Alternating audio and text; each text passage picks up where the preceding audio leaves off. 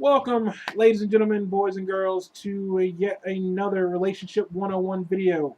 It is Monday, October 21st, 2013, and I welcome you here once again, as I've already stated. Sorry about last week. I started school a little late and got caught up with projects, and so last weekend was just all kinds of hectic, and that's the only reason I didn't make a video last weekend. For those of you who missed it, I apologize. I am back, and I will once again continue to try to be on a regular every Monday basis. As always, if you have any questions, comments, concerns, you can push the like button, you can push the comment button, and always you can always send me an email right here. This week, I want to talk about what ifs, the lines you don't cross in relationships, and also want to talk about not being that friend.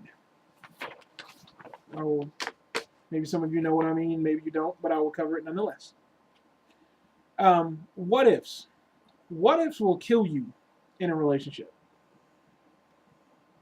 What ifs can sometimes start some relationships, but what ifs are really those missed opportunities. And so in the back of your mind, you're thinking, what if I'd have did this with that person? Or what if I'd have did that with that person? Or what if I'd have went out with this person? Because trust me, it can get to you. I myself have laid the seed of what ifs that has led to some sexual encounters and some relationships. You know, you get a person thinking about what if they had dated you, and they'll wonder about it. They'll start thinking, what if I had dated them? What if I had went out with them? What if I did this? What if I did? And they'll start to wonder. They'll start to think, maybe I should give it a try. You know, you think what if long enough, that what if will nag at you, and you'll be like, well, I gotta try now. I want to know. You want to, that's kind of one of the things that happen. You want to know if the idea lives up, if the fantasy lives up to the reality. You see what I'm saying? And you want to know these things, and so you go for it. You go for that what if. Now, what ifs in a relationship can be a good and bad thing, because if the what if is not about who you're dating, then it could lead to problems. If you're with them and you're like, I wonder what I'd be doing right now if I wasn't dating this person. What if I wasn't dating them? Would I be still doing what I'm doing? You know, those kind of what ifs can nag at you, because then you'll start to think that the person you're with is keeping you from doing something that you want to do with your life. And in reality, they're not. They're not keeping you from doing anything. You're keeping you from doing anything. But you're using them as a scapegoat to make yourself feel better about not accomplishing whatever it is you're not actually accomplishing. That's what that is. And that's wrong. You shouldn't do that to the person you're dating, because it's not their fault. If you have some unfulfilled dream, then you should tell them you have this unfulfilled dream. And for all you know, they may try to help you actually fulfill this dream. You know, so don't let a what if eat away at you or at your relationship, because what ifs can be really, really bad, as I've explained, and can go really, really wrong if you don't take care of what you're doing. You know, if you let that what if gnaw at you, it becomes that festering little seed. It's that whole fear leads to hate, hate leads to anger. Next thing you know, you're on the dark side with Vader, and you really don't want that. So don't let a what if destroy your relationship. I mean, don't let a what if eat away at you. Don't let it kill what's going on. Now, I want to talk about lines you do not cross. In a relationship, there are certain lines that are not crossed. I already talked about kids. That's a given. If you are dating someone who has a child, you do not cross that line of saying something about their child. Unless their child is like the demon seed of Chucky, or like the Antichrist, or Damien from The Omen, you don't say anything about their child. You don't bring it up. It's something that's not done, because it's not your place to say anything about their child. Unless their child outwardly does something to you in front of them that they can see and can't ignore, you don't say anything about their child. Not to them. Now, if you want to say something about their child to a friend or whatever, confidant, that's completely different. But you do not say anything about that child to them, because that is almost, depending on who you're in a relationship with, that is almost a guaranteed relationship ender. Because push come to shove, they may love you with all of their heart, but that is their child. and they will kick you to the curb quicker than you can blink over that child. So don't put yourself in that situation. Aside from children, another line that you don't cross is you don't cross parents. Unless the person you're dating has a bad relationship with their parent, you don't cross that line about the parent. If you're with them and they have just like they're always complaining about their parents, all you can do is console them. You can't be like piss or get off the pot, quit bitching about your parents, do something about it. They have to come to a point where they want to do something about their parent. It's not your place to make them do something about their parent. And constantly saying something to them about doing something with their parent, about the situation with their parent, isn't going to help either. It's not going to make the situation any better. Because now they've got the parent nagging at them, and now they've also got the boyfriend or girlfriend nagging at them about the parent. So it's like they're getting two sides, they're caught in the middle of this rocking this hard place here of a situation.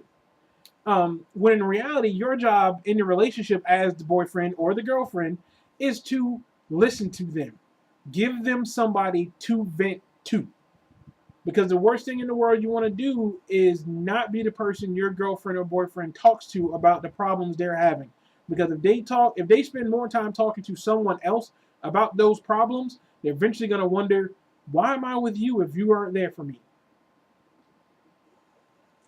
So don't cross that line. Don't just be like, oh, I'm tired of listening to you talk about your parents. Do something. Either do something about it or shut the hell up. Don't do that. Because next thing you know, you'll be crying on somebody else's shoulder going, I can't believe she or he left me. Oh, Lord, what is we going to do? Don't do it to yourself.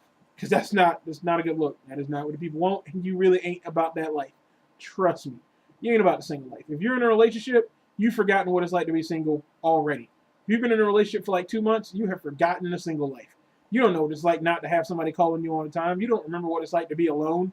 You've forgotten all of that already in just 2 months. You don't want to go back to that. So don't cross that line. Don't put yourself in that position. Don't try to come in between them and their parent. Even if they have a bad relationship with their parent, deep down inside, they're still their parent. So even if they have a bad relationship with their parent, you think that you're doing the right thing by being like, yeah, you're right, your parents are the devil. You're still wrong. Because it's one of those situations of, I can talk about my family all day long because they're my family. You can't talk about my family like that, though. So don't do it. That's just, it's wrong. It's disrespectful because in a lot of ways, a lot of people look at it as you're disrespecting them as well as disrespecting their parent. And you don't want to disrespect somebody's parent. You don't want to disrespect the person you're with. So don't put yourself into a situation where one or the other might actually happen to you. See how that works? So, see the circle. It's a vicious circle. You start dating them. You start hating on their parents. They hate on their parents. You agree with them on hating on their parents. You voice the same fact that you hate on their parents. Your ass is single again. Vicious circle. Don't want it. Next, well, before I even go to next, I want to another thing about lines you don't cross. Aside from children and like parents, in a relationship, every relationship has those boundary lines. They have those things that a person does not want to talk about or won't talk about or until they are ready to talk about it. Don't cross the pushing the boundary line. There's a line in every relationship where it's like, look, we're cool, we're together, whatever. But I'm not going to talk about this, or I'm not going to do this. Don't cross that line. Don't push that line. If you don't know something about the person you're dating and you want to know this thing about this person and you ask them and they don't want to tell you, let it go. They will tell you when they're ready to tell you. Bottom line. And the more you force it, the less they're willing to tell you. The less they're willing to open up to you, and the less they even want to even bother with telling you, to a point where they may no longer want to bother even being with you. You worrying about this small piece of the puzzle of your relationship will cause the entire thing to come apart because you're worrying about the wrong thing. So that's another line don't cross. Don't push that boundary line. Don't constantly be on there harping, oh, well, what did you do with your last boyfriend? And what did you do with the guy before that? Or what did... They will talk to you when they are ready to talk to you. I want to interject another thing here that I don't think I've talked about before, is that when you're with someone and they tell you they want to know everything about you, I want to know everything about you, they're lying to you. No one wants to know everything about you. Because let's just be honest, there are things about ourselves we don't even want to remember about ourselves. So why would I want to tell you about it? If I've done it and lived through it and I don't want to remember it, why would I want to tell you? Why would you even want to know? I don't want to know, and I did it. No. No one wants to know everything about you, because the reality is, if, let's say you, with your last boyfriend or girlfriend, you did like all kinds of outrageous like sexual encounters and acts, like you had sex in public and you went to like orgies and like you let them tie you up and pour hot candle wax on you, and you don't do none of that stuff now. And you tell them. Now they're gonna kind of now they're gonna wonder, well, why don't you do any of that stuff with me? You did it all with them. What's wrong with me? No. Nobody wants to know everything about you, because it leads to too many problems. You tell them what they want to know. You tell them what you're, not even what they want to know. You tell them what you're comfortable telling them. If someone tells you they want to know everything about you, you tell them straight up, look, I'll tell you what I'm comfortable telling you about me. That's it. And in time, maybe eventually I'll tell you more. But for right now, this is all I'm telling you. You're going to have to live with it. Sorry. Next is,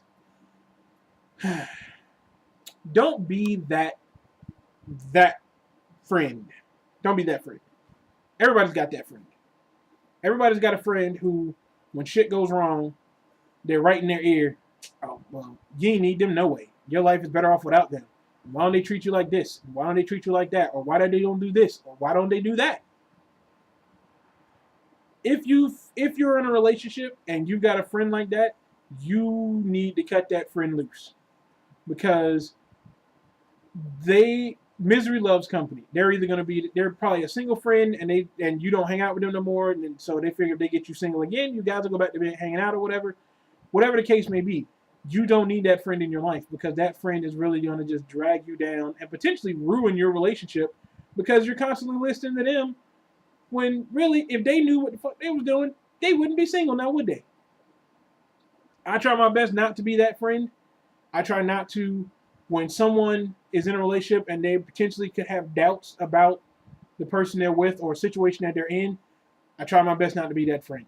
Sometimes it is hard, I will admit, but I do my best not to be that friend. I've even told friends, I'm not going to be that friend. I'm not going to be the one, okay, yeah, your boyfriend's not talking to you. You guys haven't talked in a couple days. He's come up with excuses for why you guys haven't talked.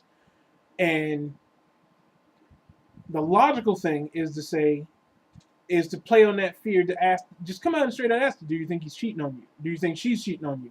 But by asking that, if they weren't thinking it before, they are thinking it now. And it just makes things all kinds of complicated, because now that you've made them wonder if the person they're with is cheating on them. You know, and to a degree, you've interjected problems into a relationship that weren't already there. They may have had problems already, but now you've added to those problems that they might have had to begin with. And that's not really a friend in my book. Now, if you know for a fact that the person is cheating, then I feel like you're obligated to say something. If you know that your friend is being cheated on by somebody, you're not really a friend if you don't say anything. If you don't go, hey, he or she is cheating on you. I saw them with, X, with this person, and so you need to call it off. You need to break up with them. If you don't do that, then you're not a friend. You are so not a friend, because a friend would tell this person you're being cheated on. That's what a friend would do. So, that is this week's video. As always, I welcome you to once again leave comments, send emails, hit the like button, share with your friends, let other people know that this video is out there, get it around. Maybe to help somebody you know. And as always, again, be good, be safe, and if you can't be good, at least be good at it.